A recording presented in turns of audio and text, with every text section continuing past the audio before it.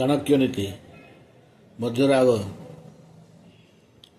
ମହାରାଜ ନନ୍ଦ ଥିଲେ ପ୍ରବଳ ପରାକ୍ରମଶାଳୀ ମହାବୀର। ମହାରାଜ ନନ୍ଦ ବ୍ରାହ୍ମଣ ପୁରୋହିତମାନଙ୍କୁ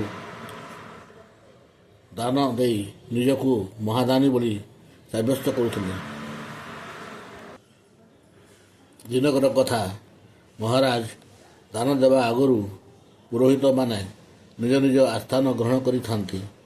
ସେମାନଙ୍କ ମଧ୍ୟରେ ଥାନ୍ତି କୁତ୍ସିତ କଦାକାର ଚାଣକ୍ୟ। ଅନ୍ୟମାନେ ତାଙ୍କୁ ଦେଖି ନ ଦେଖିଲା ପରି ରହିଥାନ୍ତି। କେହି କିଛି କହୁନଥାନ୍ତି। କାଳେ ମହାରାଜ ତାଙ୍କୁ ଡକାଇଥିବେ। ଏଣୁ ଯଥା ସମୟରେ ମହାରାଜ ନନ୍ଦ ଦରବାରକୁ ବିଜେ କଲେ। ତାଙ୍କ ସହିତ ଥାନ୍ତି ରାଜପୁରୋହିତ।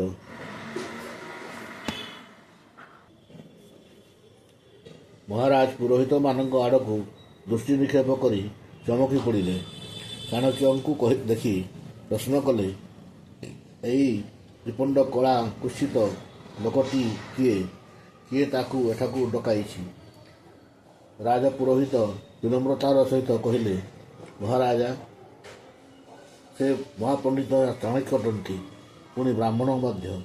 ଏଭଳି ଭୟଙ୍କର ଚେହେରାର ବ୍ୟକ୍ତି ପଣ୍ଡିତ ଓ ବ୍ରାହ୍ମଣ ହୋଇ ନ ପାରେ।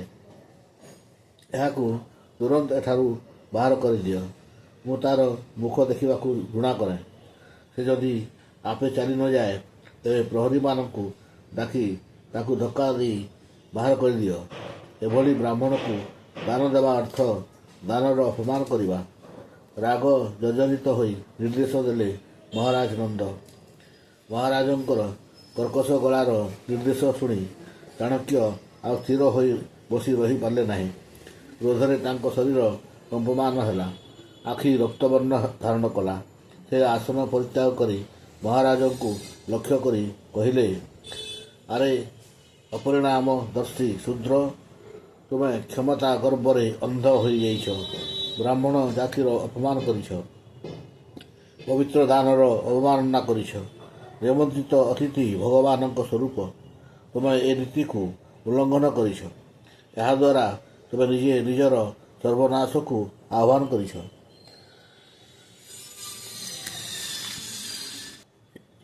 ଚୁପ୍ କର।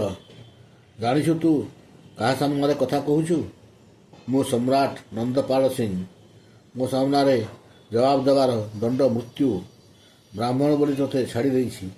ନହେଲେ ଏପର୍ଯ୍ୟନ୍ତ ତୋ ଗଣ୍ଡିରୁ ମୁଣ୍ଡ ଅଲଗା ହୋଇ ସାରିଥାନ୍ତା। ବାହାରିଯା ଏଠାରୁ, ନଚେତ୍ ସୈନିକ ପ୍ରହରୀମାନେ ତୋର ଉପଯୁକ୍ତ ସତ୍କାର କରିବାକୁ ଆଗେଇ ଆସିବେ। ମହାରାଜଙ୍କ କଥାରେ ଡରି ନ ଯାଇ ଚାଣକ୍ୟ ଅତ୍ୟଧିକ କ୍ରୋଧିତ ହୋଇ ଗର୍ଜି ଉଠିଲେ, ଆରେ ମୂର୍ଖ ରାଜା, ତୁ ଶେଷରେ ସାଧାରଣ ସୈନ୍ୟ ବି ଭୁଲିଗଲୁ। ତୋର ଆଉ ନିସ୍ତାର ନାହିଁ। ତୁ ବ୍ରାହ୍ମଣ ଜାତିର ଅପମାନ କରିବା ସହିତ ଅତିଥି ଅଭ୍ୟାଗତକୁ ଅସମ୍ମାନିତ କରିଛୁ। ଏଇ ଦେଖ, ଆଜିଠାରୁ ଏଇ ମୁହୂର୍ତ୍ତରୁ ଏଇ ଚୁଟି ଖୋଲା ରହିଲା। ଯେଉଁଦିନ ନନ୍ଦବଂଶର ଧ୍ୱଂସ ସାଧନ କରିବି, ସେହିଦିନ ଏହାକୁ ବାନ୍ଧିବି। ନହେଲେ ନାହିଁ। ଆଜିଠାରୁ ତୋର ବିନାଶ ହିଁ ମୋର ଏକମାତ୍ର ଲକ୍ଷ୍ୟ ହେବ। ଏତକ କହି ଚାଣକ୍ୟ ନନ୍ଦଙ୍କ ପ୍ରତି ଏକ ତାତ୍ସଲ୍ୟ ଭରା ଦୃଷ୍ଟି ନିକ୍ଷେପ କରି ଦରବାର ଛାଡ଼ି ଚାଲିଯିବାକୁ ଉଦ୍ୟତ ହେଲେ। ଉପସ୍ଥିତ ସମସ୍ତେ ପ୍ରମାଦ ଗଣିଲେ। କିଏ କେତେ ପ୍ରକାରେ ମନ୍ତବ୍ୟ ଦେଲେ। କିଏ କହିଲା, ଏହି ସାମାନ୍ୟ ବ୍ରାହ୍ମଣ ମହାରାଜଙ୍କର କ'ଣ ବା କରିପାରିବ? କିଏ କହିଲା, ଏ ବ୍ରାହ୍ମଣକୁ ସାଧାରଣ ବୋଲି ଭାବ ନାହିଁ। ତା ଆଖିରେ ଯେଉଁ ପ୍ରତିହିଂସାର ନିଆଁ ଜଳୁଥିଲା, ସେଥିରୁ ଜଣାପଡ଼ୁଥିଲା ସେ କେବେ ନୀରବ ହୋଇ ବସି ରହିବ ନାହିଁ। ନିଶ୍ଚୟ କିଛି ନା କିଛି କରିବ। ନିଜ ଉପେକ୍ଷାରେ ପ୍ରତିଶୋଧ ନେବ। କିଏ କହିଲା, ମହାରାଜ କ'ଣ ତାକୁ ସହଜରେ ଛାଡ଼ିଦେବେ? ନିଶ୍ଚିତ ଭାବରେ ହତ୍ୟା କରିବେ। ଅନ୍ୟପକ୍ଷରେ ମହାରାଜ ନନ୍ଦ ମଧ୍ୟ ସ୍ତମ୍ଭିତ ହୋଇଗଲେ।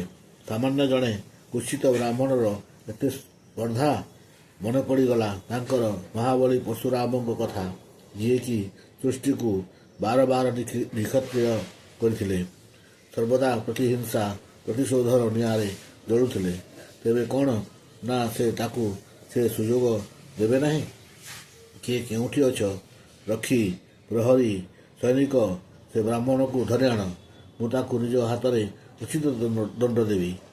ମହାରାଜଙ୍କ ନିର୍ଦ୍ଦେଶ ଶୁଣି ସୈନିକମାନେ ତତ୍ପର ହୋଇ ଉଠିଲେ, ମାତ୍ର ବାଧା ଦେଲେ ମହାରାଣୀ କୁଞ୍ଚକୀ।